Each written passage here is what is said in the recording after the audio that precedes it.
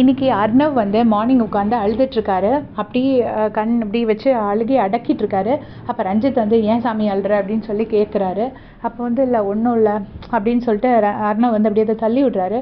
திரும்பவும் ரஞ்சித் கேட்குறாரு, இல்லை ஏன் அழுற சொல்லு, நீ அண்ணன் மாதிரி நினைக்கிறேன்னு தானே சொல்லுவேன், சொல்லு அப்படின்னு சொல்லி கேட்ட உடனே அர்ணவ் சொல்கிறாரு, இல்லை எனக்கு இப்போ யாரை நம்பணும், யார் உண்மையான ஃப்ரெண்டு அப்படின்னு பழகிறதுக்கே பயம் வந்துடுச்சு, யார் முதுகில் குத்துவாங்கன்னே தெரியல அப்படின்னு சொல்லி சொல்கிறாரு.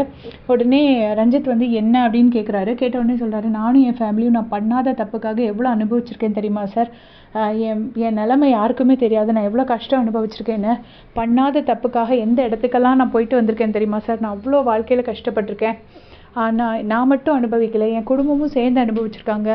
என் கஷ்டம் எப்படின்னா, நான் இப்போ அழுறத கூட நடிக்கிறான்டா அப்படி தான் சொல்லுவாங்க, நான் அழுதா கூட யாரும் ஆறுதல் சொல்ல மாட்டாங்க, நான் நடிக்கிறேன்னு மட்டும்தான் சொல்லுவாங்க அப்படின்னு சொல்லி சொல்கிறாரு. எனக்கு பார்க்கறதுக்கு ரொம்ப பாவமாக இருந்துச்சு. அவரோட பர்சனல் லைஃப் பற்றி நான் இங்கே எதுவுமே கமெண்ட் பண்ண வரல. ஜஸ்ட்டு ஒரு மனுஷன் நான் அழுதா கூட எல்லோரும் நடிப்பாங்கன்னு சொல்லுவாங்கன்னு சொல்கிறத பார்க்க எனக்கு பாவமாக இருந்துச்சு. தயவு செஞ்சு உங்களுக்கு ஹேட் கமெண்ட்ஸ் இருந்தால் இப்போ வச்சுருங்க. ஏன்னா ஒருத்தர் இவ்வளோ தூரம் அழுறாரு. ஒருவேளை உண்மையிலேயே அவர் சொல்கிறதுல ஒரு உண்மை இருந்துச்சுன்னா, அவர் ஏதோ கஷ்டப்படுறேன்னு சொல்கிறதுல எனக்கு அதை பற்றி தெரியாது, நான் அதை பற்றி கமெண்ட் பண்ணவும் விரும்பலை அடுத்தவங்களோட பர்சனல் லைஃப் பற்றி.